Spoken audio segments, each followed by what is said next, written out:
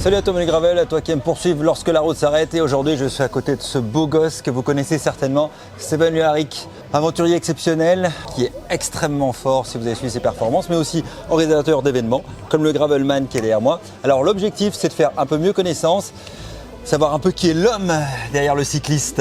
D'où tu viens, ta vie, ton œuvre? J'ai commencé le vélo, j'avais 5 ans, j'ai commencé la compétition à 5 ans.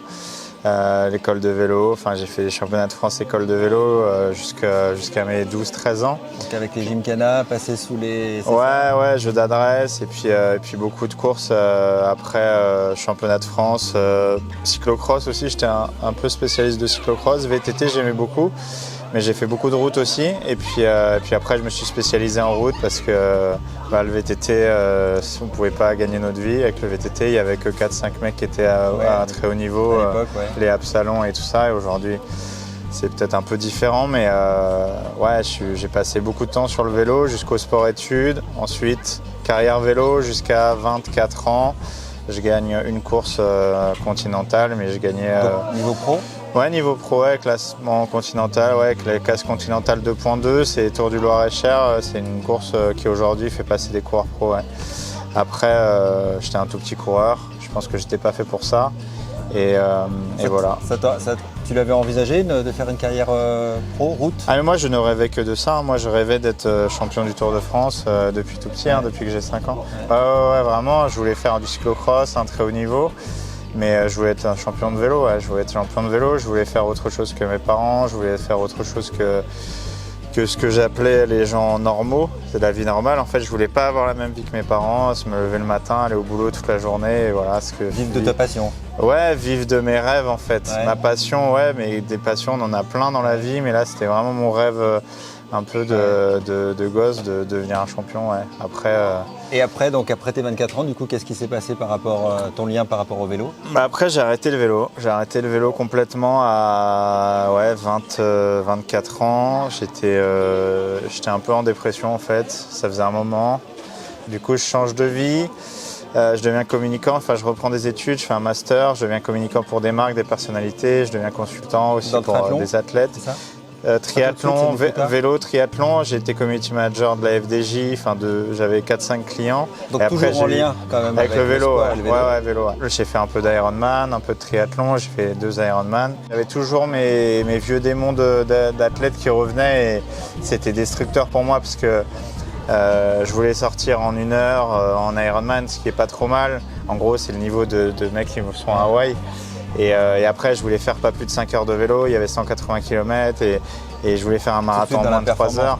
Et revenir à ça, en fait, ça m'a refait du mal, ça m'a remis dans de la performance. Et en fait, je me suis rendu compte que ce qui me faisait du mal, c'est l'objectif de résultat, pas que de performance, parce que ce que tu as fait là, c'est une performance. Faire ce que je fais aujourd'hui, tout est une performance. Construire une boîte, faire n'importe quoi, c'est une performance. Mais l'objectif de résultat me détruit profondément. Et donc voilà, j'arrête tout, je fais un espèce de burn-out complet où je quitte pratiquement tout, je donne presque tout ce que j'ai, je vends plein de trucs et je pars au Népal pendant 300 jours, la première fois 120 jours et la deuxième fois 6 mois plus tard un peu plus de... Avant ton expédition?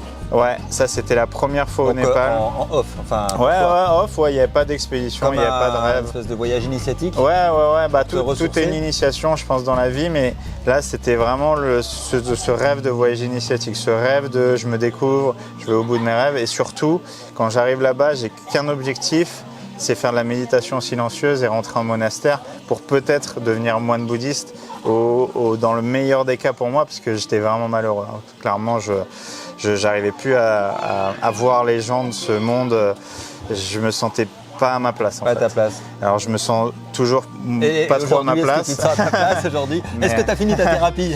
Non, mais en fait, je sais pas si dans la vie on se sent vraiment à sa place. Je pense que je suis quelqu'un, comme beaucoup de gens, d'hypersensible. C'est presque maladif chez moi. Alors il y a différents symptômes. C'est un des traits caractères qu'on identifie quand on voit tes stories, tout ça, quand tu es sur les événements. C'est le yo-yo émotionnel permanent. Ouais, parce que je le montre, parce que je pars du principe qu'on est tous singuliers, qu'on a tous des émotions et je les transmets. Donc même en étant sensible comme ça, j'arrive à faire des trucs quand même, à passer ces peurs ou ces craintes ou ces émotions. Et donc je passe 120 jours là-bas, je fais de l'humanitaire, je commence à aller un peu en montagne. Enfin, je suis allé 5 ou 6 fois au-dessus de 5000, j'ai monté deux sommets à 6000 mètres. J'ai passé du temps au camp de base de l'Everest avec des vrais alpinistes du coup. Et je me suis dit, c'est là qu'il faut que je recommence une vie différente. Et l'année d'après, je traverse l'Himalaya. Le rêve d'Himalaya. Rêve d'Himalaya, ouais.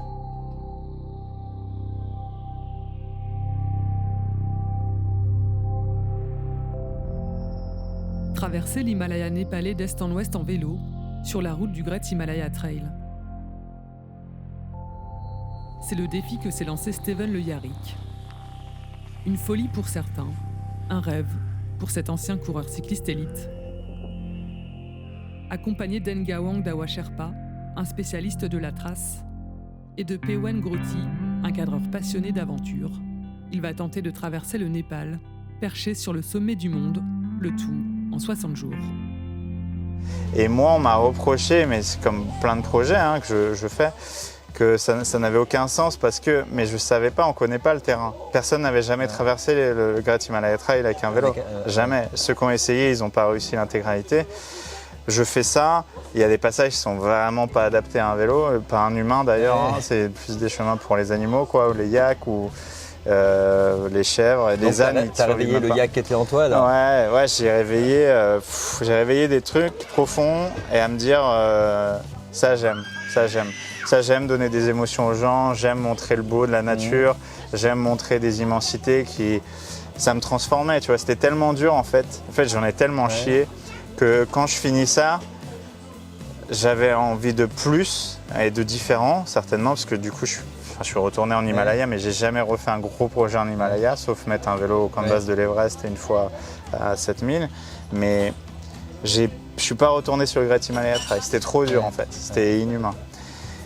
Et après, je recommence à faire des aventures, je fais le record entre Paris et Dakar, je commence parce qu'on me dit mais tu devrais faire une discipline qui existe, ça s'appelle l'ultra-endurance à vélo. Tu as fait le Paris-Dakar déjà? Ouais, j'ai fait Paris et Dakar en vélo. Ton projet après 666, ouais. t'es arrivé derrière? Ouais. Ce projet désert, c'était 6 déserts, 6 continents, 6 fois un mois. Et de montrer le plus beau de cette nature, je rêvais de rouler avec des animaux, des girafes, des lions, etc. Je l'ai fait en Namibie. Ouais. Ensuite, je suis allé dans un pays qui me faisait absolument rêver, c'est la Mongolie. Donc, j'ai traversé quand même des déserts, un désert très chaud. L'année dernière, c'était assez froid quand même. C'était surtout très dur, très dur, avec des lignes droites, des gros passages de 150-200 km sans nourriture, etc. Mais surtout sans humain pendant des fois 800 bornes, quoi. Ouais. Et ça, j'avais rarement fait, même en Namibie. Ouais. Et là, je pars dans le désert d'Atacama. Il me restera donc l'Atacama. Enfin là, c'est Pérou. Ce sera le dernier Non, ça va être le 3e. Et après, il me restera Simpson Gibson en Australie. Et après, les 2 déserts froids, l'Arctique et l'Antarctique. L'Antarctique est le plus grand désert du monde. Ces projets-là, ils font partie d'un grand tout qui est un jour de relier tous ces déserts que j'ai faits, toutes ces montagnes que j'ai faites, de faire un espèce de grand tour du monde de 30 000 km. Et je le ferai après, parce que pour l'instant, je suis focalisé là-dessus. Et il y a ce truc qui m'est tombé dessus, qui est Gravelman, qui est sorti de Covid, où je dis, mais en fait, c'est cool ce que tu fais, parce que j'ai commencé un peu les courses d'ultra-endurance pendant cette période de prépa du 666, parce que pour moi, c'est plus dur de faire un désert du 666, c'est des projets entre 4 et 6 000 km, qu'une course de 1000 bornes. Donc j'ai fait des courses un peu, j'ai fait de l'ultra et j'ai dit putain, ça faut que je le donne aux gens différemment. Et c'est comme ça qu'est né Gravelman? Ouais, parce que je trouvais qu'au bout de 250-300 bornes, tu peux vraiment prendre une cartouche et tu es presque obligé commencer à faire une nuit en gravel. Bah, c'est ça, ouais. Et t'entames cette première nuit et là tu vis autre chose, t'as un peu peur et c'est là que t'apprends. Et donc j'ai monté Gravelman en me disant ouais, je vais en faire 2, il va y avoir mes 50 copains, anciens potes et tout qui vont venir et basta. Et en fait, ça marche. Maintenant, t'en fais quasiment au niveau sur le territoire national, partout. Ouais, un peu. Plus en même Europe, plus Maroc aussi. Ouais, Maroc, j'ai fait Toscane, après j'ai d'autres trucs, peut-être Espagne, enfin on verra ce que j'ai envie de faire. Mais ouais, j'essaie de pas en mettre plus que 12 par an, parce qu'après il faut que je dorme un peu la nuit et tout. Mais même si t'arrives à pas beaucoup dormir quand tu roules, mais... Ouais, mais si je suis pas la même personne dans la vie normale. Et en plus, cette année, ça fait plusieurs années que tu fais ça, tu dis que tu fais des courses d'ultra, mais tu as fait des grosses courses d'ultra cette année. Ouais, le Tour Divide, je fais les plus grosses, je pense. Ouais. Enfin, c'est parmi les plus grosses. Après, il y a d'autres monuments comme la Transcontinental Race, mais j'ai de plus en plus de mal à rouler sur la route. Parce que tu avais gagné la RAF l'année dernière. J'ai gagné la RAF, j'ai gagné la RAB. L'année dernière, je fais 2 de l'Italie Divide. En fait, je fais Marathon des Sables, début d'année, donc février, Marathon des Sables. Tu cours aussi. Un peu, ouais. Italie Divide, je fais 2. Ensuite, j'enchaîne Race Cross Belgium, je gagne, Race Cross France, je gagne. Et ensuite je fais la PTL à Chamonix, donc la plus dure course de l'UTMB. Et je finis par l'Atlas Mountain Race où je fais 5. Et je recommence en février Atlas Mountain Race, je fais 4. Et voilà, et après Tour Divide Silk Road, qui étaient mes gros objectifs de l'année. Et les deux. Course un peu mythique. Ouais, pour moi, la Tour Divide, c'est the course mythique. Alors, c'est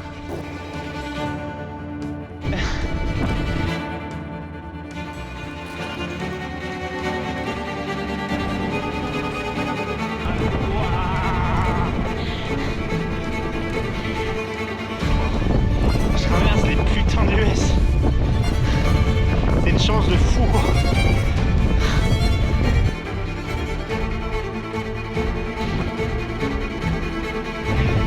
Putain de rêve de merde. Ah.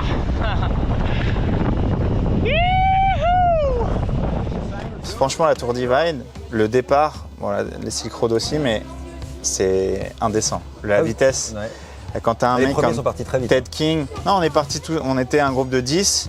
Franchement, on roulait à plus de 30 à l'heure en VTT tout le temps. Et ça, tu te dis. C'est quand même très vite, on va pas se mentir. Non, mais tu te dis, je fais 1000 bornes comme ça, c'est presque humain. Mais 4000, je vais mourir à un moment. Et en fait, je suis bloqué à la frontière, je perds 4-5 heures. Et là, je sors de ma course. Et là, ça me réveille. Je m'énerve fortement contre moi.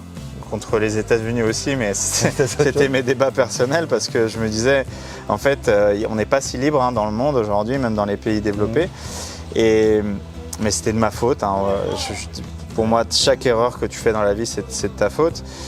Mais du coup, ça me fouette à me dire, mais mec, si tu n'accélères pas maintenant, tu reviens jamais. Je vais trop fort, tu vois, j'accélère trop fort, je reviens trop vite sur la L. Et après, je reste 2 jours avec la L et je reviens un peu devant. Mais je suis poussif et j'arrive jamais à revenir, tu vois. Parce que là, j'avais atteint le plafond de verre du niveau. Ils avaient pris de l'avance, les premiers. Ah ouais. Non, et puis ils s'arrêtent pas, c'est pas des rigolos. Là, c'est vraiment des animaux de course, c'est des chevaux de course. Et la Silk ? Et la Silk, c'était mon objectif de l'année, vraiment. This is Kyrgyzstan! And this is Kyrgyzstan. I don't know. Where is my Josh?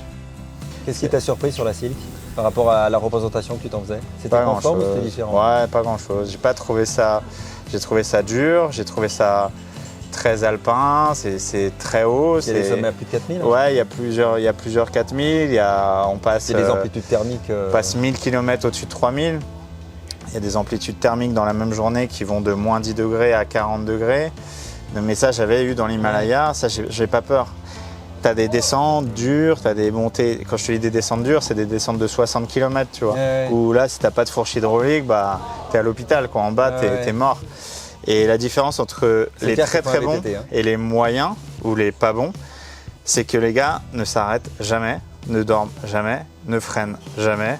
Et les vitesses sont hyper impressionnantes et ils perdent jamais de temps nulle part. Donc, qu'est-ce que le Steven de 2023, bientôt 24 est apaisé?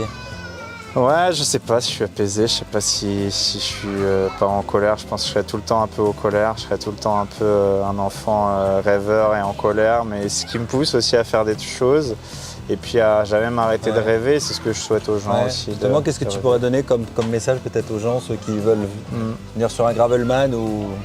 Bah en fait, moi, c'est toujours simpliste. Mes conseils, c'est toujours assez bête et méchant, mais c'est d'y aller, quoi. C'est d'y aller, tu vois. Toi, tu as pris ton vélo, tu es venu. Pour moi, il n'y a rien d'inhumain à faire 350 km. Là, j'ai des débutants qui, pour certains, ne savent même pas naviguer avec un téléphone, qui font le 120, et demain, ils feront le 350. C'est de découper dans sa tête l'épreuve en 2, 3 étapes, et puis étudier un peu les choses et s'entraîner un petit peu, et voilà. Mais tout est possible, vraiment. Moi, j'ai toujours été un petit garçon peureux qui avait peur de plein de choses, qui avait peur de réussir, qui avait peur de gagner, qui avait peur de perdre. Et maintenant, j'ai un peu moins de peur de tout et je fais plein de choses et voilà, je suis content.